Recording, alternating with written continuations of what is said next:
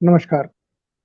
Loud India TV में आपका स्वागत है और हमारे साथ हैं श्री अखिलेंद्र प्रताप सिंह, जिनसे आज हम बात करने की कोशिश करेंगे कि राष्ट्रीय राजनीति के परिप्रेक्ष्य में उत्तर प्रदेश में जैसा घटनाक्रम चल रहा है, उस घटनाक्रम का निहितार्थ या फलितार्थ क्या होने वाला है।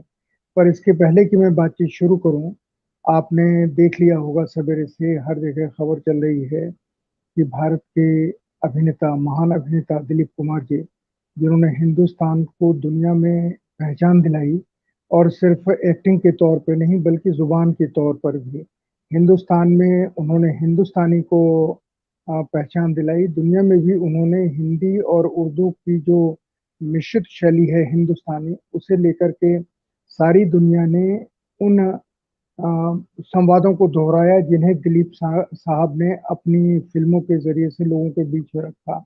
और सबसे आखिर में हिंदुस्तान में उर्दू की मिठास की पहचान भी बहुत सारे लोगों ने कराई, हिंदी फिल्मों ने कराई। पर उन हिंदी फिल्मों के वो हिस्से जिसमें दिलीप साहब थे, उनकी संवाद अदायगी ने लोगों के बीच में उर्दू की मिठास दिखाई। और मैं उन्हें श्रद्धांजलि उन्हीं की फिल्म मुगले आजम के एक गीत की लाइन से श्रद्धांजलि देता हूँ और फिर अखिलेश जी के पास आता हूँ। और वो लाइन है, मौत वही जो दुनिया देखे, घुट घुट आए हैं मरना क्या। मौत वही जो दुनिया देखे, ये दिलीप साहब की उस फिल्म के गाने की एक लाइन है। और सचमुच दिलीप साहब हमारे बीच से इस तरह गए कि मौत दुनिया उनकी देख रही है कि कैसे शानदार शख्स की विदाई हो रही है आज। और वो शख्स घुट घुट के नहीं किया, खुल के किया। अखिलेश जी, आपका स्वागत है। दिलीप साहब को श्रद्धांजलि देने के साथ मैं आपसे राष्ट्रीय राजनीति के परिप्रेक्ष्य में उत्तर प्रदेश की राजनीति में बातचीत करना चाहता हूँ। अखिलेश जी। मैं दिलीप कुमार जी के पर अपनी श्रद्धांजलि व्यक्त करते हुए यह कहना चाहता हूं कि आज जो राष्ट्रीय राजनीति है तो उसके बारे में आमतौर पर चीजें स्पष्ट है। केंद्र में एक ऐसी सरकार है जिसका न तो भारतीय सभ्यता में, न तो संस्कृति में, न तो संविधान पर कोई विश्वास है। वह किसी भी प्रकार से भारतवर्ष में अपनी हुकूमत को कायम रखने के लिए कुछ भी कर सकती है। और अभी हमने देखा है एक कैसे झारखंड के पादरी जिन्होंने पूरे देश में आदिवासियों के लिए और गरीब के लिए, उनके मानवाधिकार के लिए, उनके लाइवलीहुड के लिए अपनी बात उठाते थे। किन परिस्थितियों में उनको जमानत तक नहीं दी गई और एक फर्जी केस में उन्हें गिरफ्तार किया गया और बहुत दबाव होने के बाद हाई कोर्ट के आदेश से उन्हें हॉस्पिटल में रखा गया, उनकी मौत हो गई। तो यह जिस तरह से स्वामी की डेथ हुई है तो वह बताती है कि कैसे इस देश में यह सरकार चल रही है। तो इस परिप्रेक्ष्य में हमने ये देखा है कि जितने भी प्रश्न हैं, चाहे किसान प्रश्न हो, चाहे नौजवानों के रोजगार का प्रश्न हो, राज्यों की आर्थिक राजनीतिक स्वायत्ता का प्रश्न हो, या आम तौर पर नागरिकों के अधिकार का प्रश्न हो, जब से मोदी सरकार केंद्र में आई है, भारतीय राजनीति में एक बड़ा गुणात्मक बदलाव हो गया है। मानवाधिकार हनन से लेकर हर चीजों पर जो मनुष्य के लाइवलीहुड से जुड़ा हुआ है उस पर हमला हो रहा है।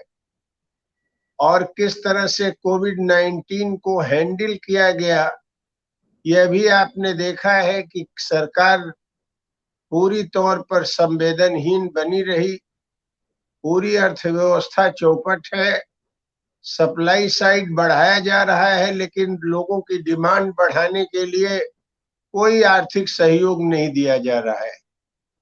आज हालत यह है कि अब गांव में भी अगर आप देख लें, शहरों में भी देख लें, तो 2 समय के भोजन की व्यवस्था करना नागरिकों के लिए मुश्किल हो रहा है और लोग गरीबी की रेखा के नीचे बड़ी तेजी से बढ़ रहे हैं।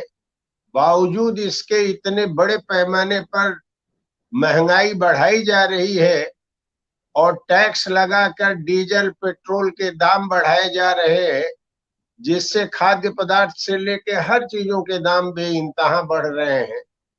पूरा का पूरा देश इस समय एक गहरे संकट के दौर से गुजर रहा है।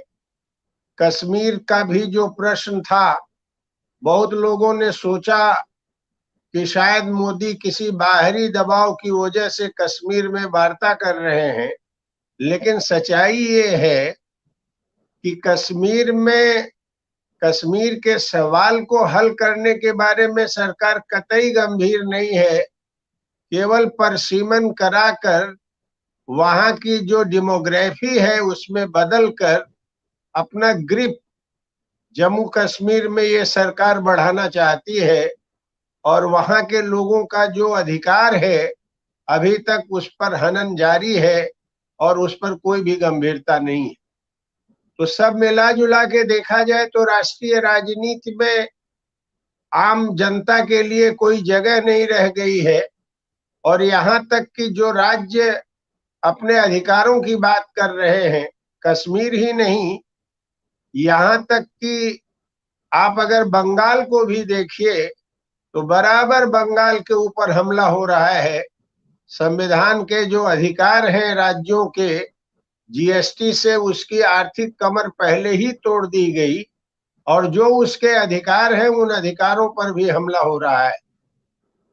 तो केंद्र सरकार जितनी क्राइसिस इसकी नीतियों की वजह से हुई है, ग्लोबल कैपिटल और इंडियन कारपोरेट को अधिकतम फायदा पहुंचाने के लिए पूरा भार जनता के ऊपर ढकेल रही है।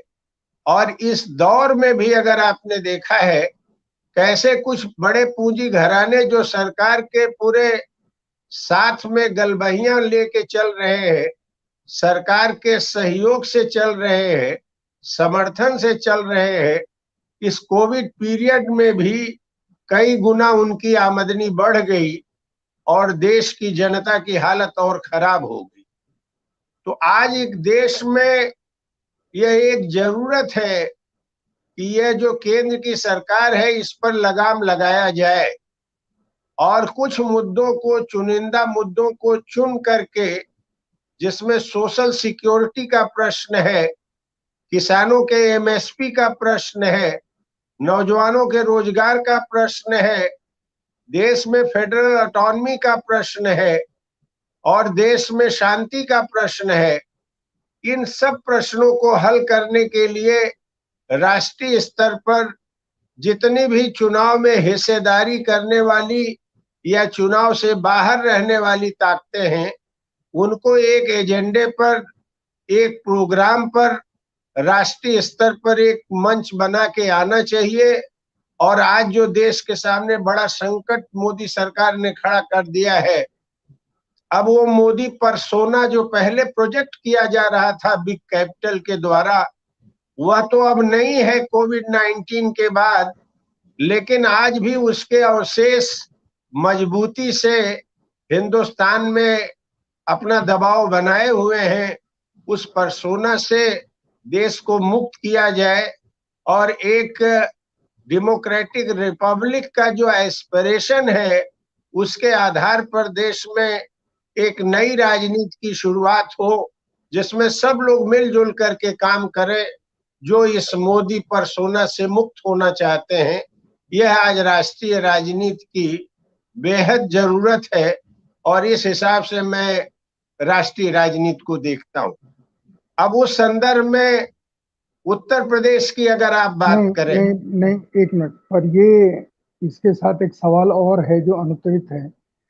आप आज उत्तर दें या कल उत्तर दें मुझे नहीं पता, लेकिन कि जो जिस चीज के बारे में आप कह रहे हैं ये आवश्यकता है, उस आवश्यकता की पूर्ति होती कहाँ तक दिखाई दे रही है? लोगों की नजर में तो इस आवश्यकता की पूर्ति कहीं होती न दिख रही है, न उसकी कोशिश होती दिख रही है। बहरहाल मैं ये सवाल आपसे नहीं करता हूँ, आज हम उत्तर प्रदेश के बारे में बातचीत कर रहे हैं।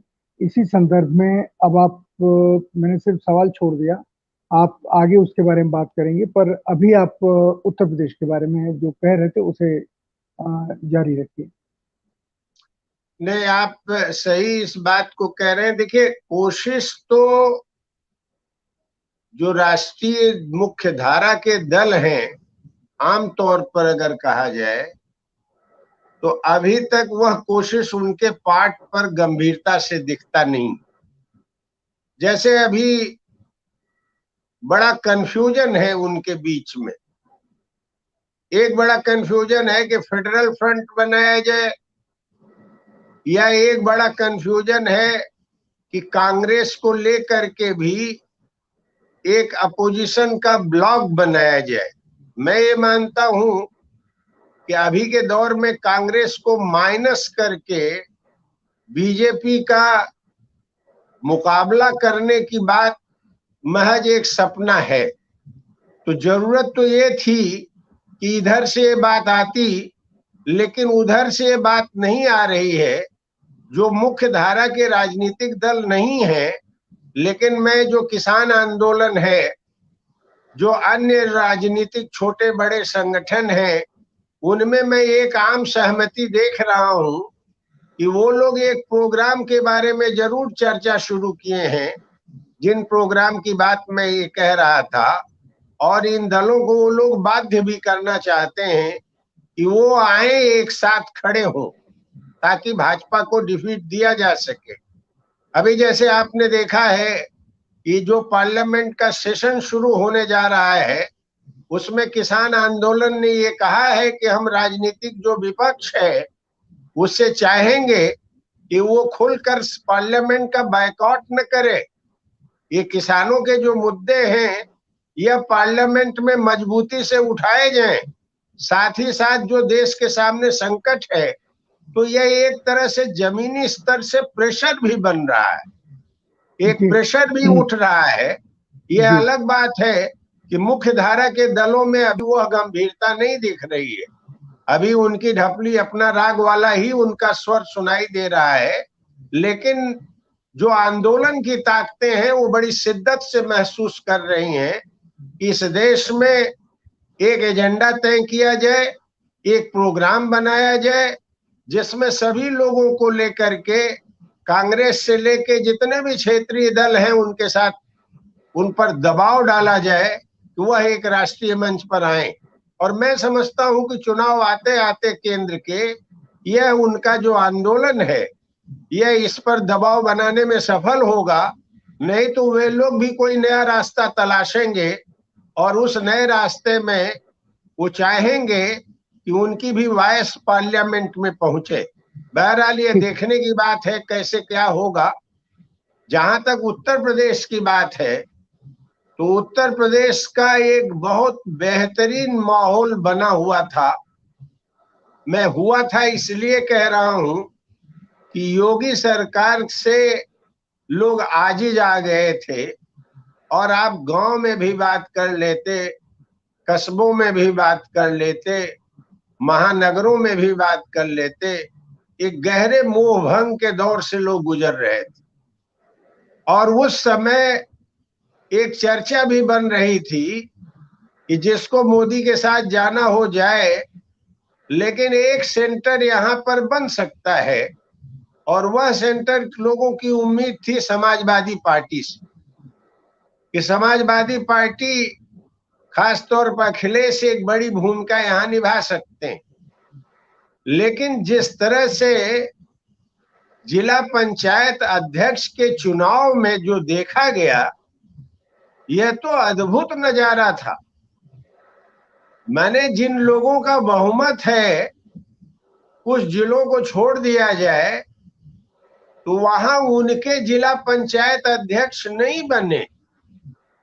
और हर जगह भारतीय जनता पार्टी ने अपना अध्यक्ष, धन बल का तो प्रयोग होता ही था, बाहुबल का प्रयोग होता ही था, लेकिन इन लोगों को जिस शर्मनाक स्थितियों में सरेंडर करा दिया, यह बहुत खतरे की बात हो गई। कहीं कोई वॉइस प्रोटेस्ट की नहीं सुनाई दी। एक बागपत जिला है जहां जयंत चौधरी के लोगों ने बहादुरी से मुकाबला किया, हजारों किसानों ने मार्च किया, वहां उन्होंने अपना जिला पंचायत अध्यक्ष बनाया। लेकिन अगर आप पूरे सूबे में देखा जाए तो आजमगढ़ है या बलिया है, ये कुछ जगहें हैं जहां पर इस तरह से हुआ है। मायावती ने तो पहले ही अपने कैंडिडेट को कह दिया कि आप जिसको जाओ, जिसकी इच्छा हो। तो इच्छा तो साफ है, मायावती की इच्छा तो किसी से छिपी हुई नहीं थी।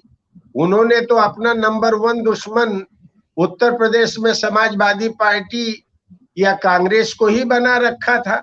बहरहाल कांग्रेस तो कोई प्लेयर नहीं थी। तो थोक भाव में उनके लोगों ने भाजपा के प्रत्याशियों को जिताने का काम किया। और तो और देखिए, समाजवादी पार्टी का जहां बहुमत था, जहां 20 लोग थे, 15 लोग थे, 16 लोग थे, वहां समाजवादी पार्टी को 1 वोट, 2 वोट, 5 वोट मिलते। और अखिलेश कहीं भी घर से बाहर निकलकर एक प्रोटेस्ट भी करने की तरफ नहीं बढ़े।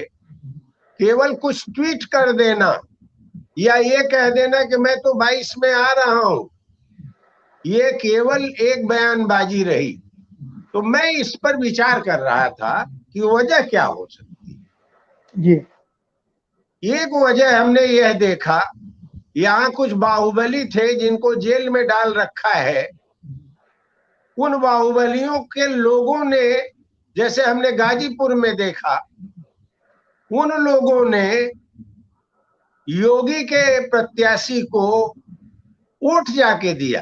क्या अंडर हैंड डीलिंग हुई मैं नहीं कह सकता, लेकिन जो माफियाओं के ऊपर दबाव बनाने की बात हो रही थी, वहां मैंने देखा कि उनके प्रतिनिधि, हमारे पास लिखित रिपोर्ट है लोगों से कि कहां कहां उनके प्रतिनिधियों ने किया।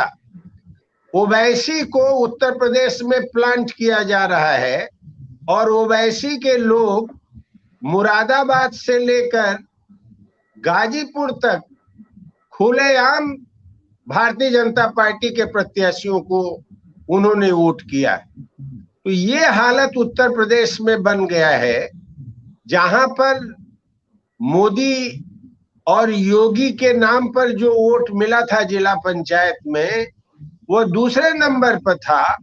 और आज जिला पंचायत अध्यक्ष 67 सीट लेकर कहिए ऑलमोस्ट सब सीट उन्होंने ले लिया। यह चमत्कार तो है ही। बाहुबल और धनबल तो पहले भी चलता था, लेकिन इतना बड़ा शर्मनाक समर्पण जिससे लोग उम्मीद किए थे उत्तर प्रदेश में, उसका समझ में नहीं आया। तो बहुत सारे हमने ऐसे पॉलिटिकल एनालिस्ट से बात की कि वजह क्या हो सकती। तो लोगों का कहना है कि एक उदाहरण लालू प्रसाद जी का बिहार में है। लालू प्रसाद जी रजिस्ट किए, पूरी जिंदगी का बड़ा हिस्सा न भी सही तो एक अंतिम दौर में जेल के दौर से उन्हें गुजरना पड़ा। यहां जो 2 मुख्य विपक्षी पार्टियां हैं, वो अभी भी रहमो करम पर है सीबीआई और ईडी के। कोई नहीं चाहता कि अगर लालू जैसा भविष्य मुलायम जी का हो, कोई नहीं चाहता लालू जी जैसा भविष्य मायावती जी का हो। तो ऐसी परिस्थिति में यह जो सरेंडर है, यह बेहद तकलीफ देह है और शर्मनाक है। तो आज प्रदेश की जनता ये जरूर सोच रही है, उसके मन में ये विचार जरूर है कि भारतीय जनता पार्टी को शिकस्त दिया जाए और योगी राज से मुक्ति मिले। क्योंकि यह जो राज नहीं है, यह एक गिरोह का शासन है जो आपराधिक मुकदमों के दौर से गुजरा है। वह आपराधिक शासन से नागरिकों का सभी हिस्सा, क्या है, क्या वह गरीब आदमी, अमीर आदमी, हिंदू, मुसलमान, सब लोग उससे एक मुक्ति चाह रहे थे। और जिस तरह से कोविड-19 की हैंडलिंग हुई, उससे लोग चाहते थे कि हमको मुक्ति मिले। लेकिन इस जिला पंचायत चुनाव में हार जाते प्रतिरोध तो दर्ज होता। जेल में तो अगर आपको इतना डर है कि आज के दौर में आप जेल जाने से डरते हैं, अगर आपको इतना डर है कि आप प्रतिरोध करने से डरते हैं, तो आने वाले दिनों में जो तानाशाही का पूरा दौर शुरू होगा, उसके शुरू होने के पहले ही जब आप सरेंडर कर दे रहे हैं, तो कल क्या होगा उत्तर प्रदेश की जनता का, जहां पर आंदोलन के लिए, कुछ लिख देने के लिए, प्रतिवाद करने के लिए ऐसे आईजी दारापुरी जैसे लोगों को जेल में डाल देना, जो रिटायर्ड अफसर हो, जो डायरेक्ट आईपीएस हो, उसके घर की कुर्की की नोटिस दे देना, वैसे समय में आप समझ सकते हैं कि कितनी बेहद तकलीफ उन लोगों के अंदर हुई होगी। तो मैं ये कह रहा हूं कि उत्तर प्रदेश की जो हालत है, जनता बदलाव चाहती है, लेकिन बदलाव का अभी कोई टूल उत्तर प्रदेश में नहीं बन पा रहा है, और उसका फायदा भारतीय जनता पार्टी उठा रही है। तो अभी चुनाव में तो सिर्फ चंद महीने बचे हैं। आपके कहने का ये मतलब है कि अभी भी उत्तर प्रदेश में भारतीय जनता पार्टी का और खुद योगी आदित्यनाथ का ही लोगों के वोट के हिसाब से वर्चस्व है उत्तर प्रदेश की राजनीति में, और उनके सामने अगर कोई दूसरा मोर्चा नहीं बनता है तो फिर ये लड़ाई एक तरीके से वन साइडेड हो जाएगी और वॉकओवर मिल जाएगा उनको। क्या आप ये कह रहे हैं? नहीं, मैं देखिए, आज इस पर मैं अभी हार इसलिए नहीं मानता हूं कि उत्तर प्रदेश, अगर पूरा सूबा न भी सही, तो उत्तर प्रदेश का आधा हिस्सा आंदोलन में है, और वह जो आधा हिस्सा है वह अपनी भूमिका छोड़ने के लिए तैयार नहीं है, वो लड़ेगा।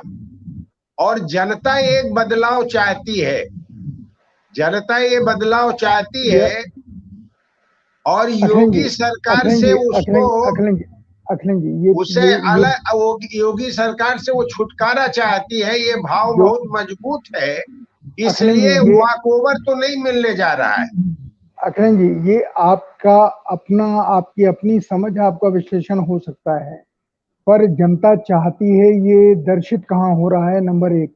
मैं एक दूसरी बात इसके साथ आपसे जानना चाहता हूँ कि उत्तर प्रदेश में एक संकेत आए, लेकिन वो संकेत अभी तक बहुत मजबूत होकर के जमीन पे उन्होंने कोई नक्शा, रोड मैप नहीं बनाया। अखिलेश यादव और जयंत चौधरी, इन दोनों का अगर आपस में शेक हैंड होता है तो दो ऐसे समाज मिलते हैं, यादव और राजपूत, जिनका आपस में कहीं पर भी आमना सामना नहीं है, जिनके कहीं हित नहीं टकराते हैं।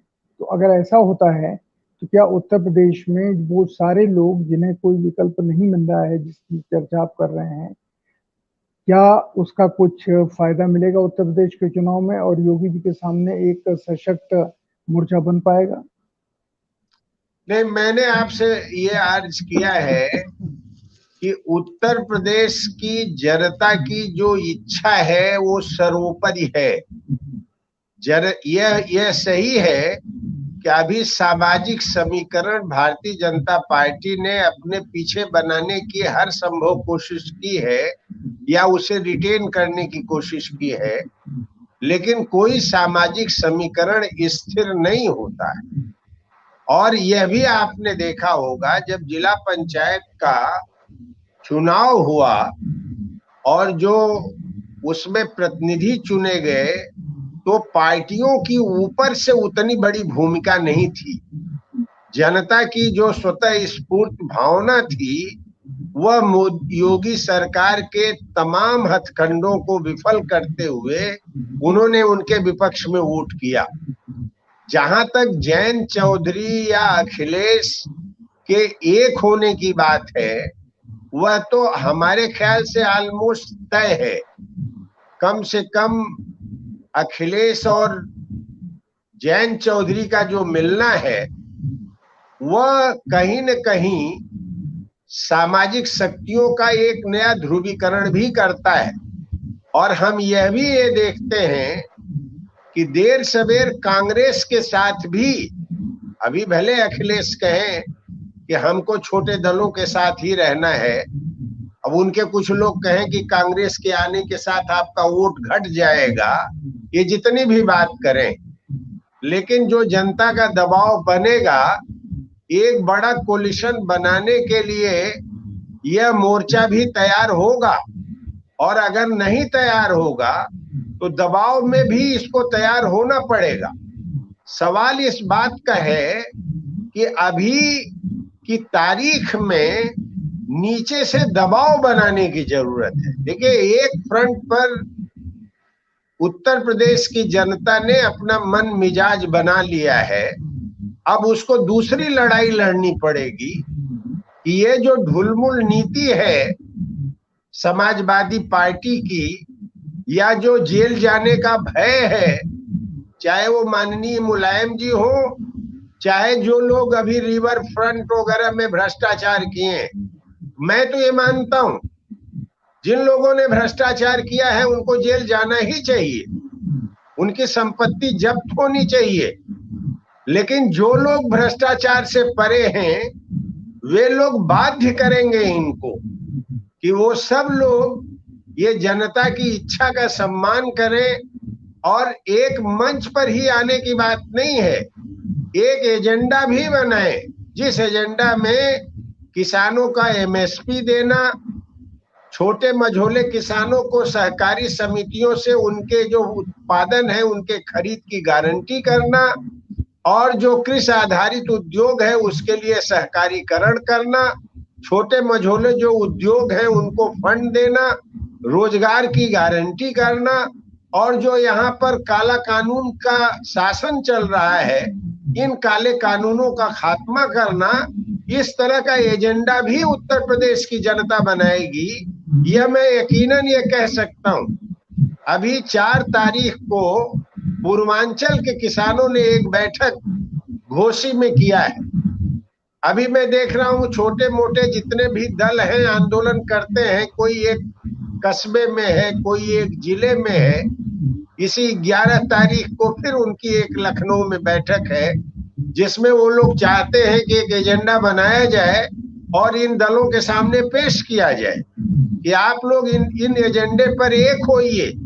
सीट की बात नहीं, आप सीट दीजिए न दीजिए, आप सब सीट पर लड़िए, लेकिन उत्तर प्रदेश की जनता चाहती है कि आप एक एजेंडा दीजिए उत्तर प्रदेश के लिए, ताकि वो भाजपा का उस एजेंडे पर जनता वोट करे और भाजपा को वो परास्त करे। यह एक जनभावना में देख रहा हूं जमीनी स्तर पर बन रहा है और इन दलों के ऊपर इसका प्रभाव पड़ेगा। अखिलेश जी, आखिरी प्रश्न आपसे ये है कि उत्तर प्रदेश में तो किसान आंदोलन बहुत असरदार है नहीं, आप ने अभी कहा कि आधा उत्तर प्रदेश या पश्चिमी उत्तर प्रदेश किसानों के सवालों के ऊपर आंदोलित है, पर बाकी जगह उसका कोई प्रत्यक्ष प्रकटीकरण नहीं दिखाई दे रहा है, तस्वीर नहीं दिखाई दे रही है। इस स्थिति में किसानों का दबाव, चाहे कुछ लोग बैठे या कहीं बैठे, कितना राजनीति के ऊपर पड़ेगा और विपक्षी दल खासकर अखिलेश और जयंत चौधरी कितना इसे समझ और सीख पाएंगे, या वो छोटे दल जिन्हें मिलाकर के एक बड़ी तस्वीर बन सकती है वो सब लोग ज्यादातर भारतीय जनता पार्टी की तरफ हैं। तो किसानों का कितना दबाव उत्तर प्रदेश के सारे राजनीतिक दलों के ऊपर पड़ पाएगा, क्या लगता है? देखिए, मैं एक बात आपसे कह रहा था कि पश्चिमी उत्तर प्रदेश में किसान सड़क पर है, गाजीपुर बॉर्डर पर है, गांव में है, उसकी गति खुल गई है, उसका मोशन खुल गया है। लेकिन इसका मतलब यह नहीं है कि बुंदेलखंड, या इसका मतलब यह नहीं है कि पूर्वांचल, इसका मतलब यह नहीं है कि अवध, यहाँ का किसान सरकार से संतुष्ट है। हमने अपने जीवन में देखा है 10% जोड़ तोड़ की राजनीति होती, लेकिन जब जनता खड़ी होती है तो जोड़ तोड़ की राजनीति का खात्मा हो जाता है। कभी उसके सामने हमने देखा, जैसे इलाहाबाद में चुनाव हो रहा था, उस समय काशीराम भी लड़े थे, बावजूद इसके विश्वनाथ प्रताप जी के पास कोई भी टूल नहीं था, लेकिन जनता का एक उत्साह था और हर लोग, जो लोग घरों में थे, घरों से बाहर आकर के माननीय बीपी सिंह जी को यहां से चुनाव जिताए। ऐसी परिस्थिति अभी उत्तर प्रदेश की मैं देख रहा हूं बनेगी। जो लोग अभी देखिए मूवमेंट में है, वो तो पश्चिमी उत्तर प्रदेश तो मूवमेंट में है, इस पर दो राय नहीं है। यह आपका बिजनौर से लेकर मेरठ होते हुए गाजियाबाद, ये पूरा का पूरा आंदोलन में है। इधर और अवध, बुंदेलखंड और पूर्वांचल को अगर आप देखें, यह मूवमेंट में न रहते हुए भी, मैंने मूवमेंट में यहाँ कुछ संगठन है, आम जनता अभी मूवमेंट में नहीं है, लेकिन आम किसानों की जो भावना है वह आंदोलन के साथ है। इसलिए आंदोलन के खिलाफ ये आज ऐसे ही नहीं बर्दाश्त कर रहे हैं गाजीपुर में, वो जानते हैं कि कितना गहरा प्रभाव है इसका। क्योंकि आप देखिए चीनी मिल के किसानों का बकाया का भुगतान नहीं हुआ। मैं तो कहूंगा सर्वे करके मैं रिपोर्ट आपको बता रहा हूं, मिट्टी के दाम पर धान छोड़ दीजिए, चावल बिक रहे हैं। अच्छे खासे किसान बुरी तरह से परेशान है, कोई खरीदार नहीं है। मिल वाला जो चलाता है, हफ्ते हफ्ते भर में वो अगर लेने जा रहा है तो उसके यहाँ सप्लाई नहीं ठीक से हो पा रही। जहां से वो उठाता है धान को और जहां वो चावल बेचने जा रहा है वह नहीं हो पा रहा है। तो ऐसी परिस्थिति में अगर आप देखेंगे तो सब मिला जुला के उत्तर प्रदेश में एक अंडर करंट अगेंस्ट इस्टेब्लिशमेंट चल रहा है। और वे लोग जो बहुत सारे संदिग्ध कारणों से पॉलिटिकल प्लेयर हो गए थे, उन्होंने जरूर सरेंडर कर दिया, चाहे वो माफिया हो चाहे अपराधी हो, लेकिन जनता का मनोबल नहीं टूटा है। और यह जो गुस्सा है यह 2022 में दिखेगा। यह मैं किसी कल्पना के आधार पर नहीं, तथ्यों की जो रपट है उस आधार पर मैं आपसे कह रहा हूं। तो इन स्थितियों में उत्तर प्रदेश भी वाहक बनेगा बड़े बदलाव का। लेकिन यह मैं जरूर कह रहा हूं, वो तो भाजपा के खिलाफ लड़ेगा ही। ये जो दल सरेंडर कर रहे हैं ऊपर बैठ के ट्वीट का खेल खेल रहे हैं, इनको भी बाध्य करेगा कि वो आए और जनता के साथ खड़े हो। यह परिस्थिति जो उत्तर प्रदेश में बन रही है, यह एक नई परिस्थिति है और इससे एक नया समीकरण उत्तर प्रदेश में राजनीतिक बनेगा। और मैं ये कह सकता हूं दावे के साथ कि देखिए, जहां तक जयंत चौधरी का मैं उदाहरण इसलिए दे रहा हूं कि कम से कम जयंत चौधरी ने एक साहस तो दिखाया है वहां। यह साहस लखनऊ में नहीं दिखा। तो कोई एक से ही लोग बंधे रहेंगे यह कोई जरूरी नहीं है। अगर ये साहस दूसरा कोई नहीं दिखाता है तो लोग दूसरे को भी आगे करके चल सकते हैं। तो यह परिस्थिति उत्तर प्रदेश की बन रही है, इसको हमको जरूर ध्यान देना है और यह कहीं से हमको निराश नहीं करती। धन्यवाद अखिलेंद्र जी। और साथियों, आपने देखा कि अखिलेंद्र जी ने एक नई तस्वीर और नया विश्लेषण उत्तर प्रदेश का दिया है। इस विश्लेषण के साथ आप कितने सहमत हैं, या अगर आप बताएंगे तो हमें इस चर्चा को और आगे बढ़ाने में काफी मदद मिलेगी। उसका कारण है कि अगर आपका फीडबैक आएगा तो जो भी हम बातचीत कर रहे हैं वो बातचीत कितनी सही दिशा में जा रही है या आप कितना समझ रहे हैं, ये हमें भी पता चलता है। इसलिए आज का प्रोग्राम समाप्त करते हुए अखिलेंद्र जी आपको बहुत बहुत धन्यवाद। और हम नमस्कार। लोग उत्तर प्रदेश के मसले पर और उत्तर प्रदेश की समस्याओं के ऊपर हम लोग लगातार बात इसलिए करते रहेंगे क्योंकि आने वाला चुनाव ही ये बताएगा कि उत्तर प्रदेश की समस्याएं भविष्य में कितनी हल हो पाएंगी, कितनी नहीं हो पाएंगी, क्योंकि उत्तर प्रदेश देश का सबसे बड़ा प्रदेश, सबसे महत्वपूर्ण राजनीतिक प्रदेश होने के साथ सबसे ज्यादा समस्याओं से भी घिरा है। तो इसके बारे में हम बातचीत करते रहेंगे। आपको बहुत बहुत धन्यवाद और दर्शकों, प्रोग्राम को समाप्त करने की मैं आपसे अनुमति चाहता हूँ। नमस्कार। नमस्कार। वीपी सिंह, चंद्रशेखर, सोनिया गांधी और मैं, मेरी लिखी किताब है। ये किताब भारत के उस दौर का राजनीतिक दस्तावेज है जो दौर सबसे ज्यादा हलचल भरे रहे। इस किताब में जो पात्र हैं उनके बारे में आप जरूर जानना चाहेंगे, जैसे वीपी सिंह, चंद्रशेखर, सोनिया गांधी, धीरू भाई अंबानी, अरुण नेहरू, अजीत सिंह, देवीलाल जी। इसके अलावा इसमें बहुत सारे वो लोग हैं जिनका नाम आपने सुना होगा। आपने सत्यपाल मलिक का नाम सुना होगा, आपने आरिफ मोहम्मद खान का नाम सुना होगा। आप शायद अमिताभ बच्चन और रेखा के बारे में भी जानना चाहें कि इनका राजनीति से क्या रिश्ता रहा। शत्रुघ्न सिन्हा, राज बब्बर। इस किताब को पढ़ने के बाद आपको पता चलेगा कि आप एक ऐसे वक्त से गुजर कर आए हैं जिससे आप अछूते भी रहे, अपरिचित भी रहे। वो सारी घटनाएं आपके सामने चलचित्र के दृश्य की तरह सामने आएंगी।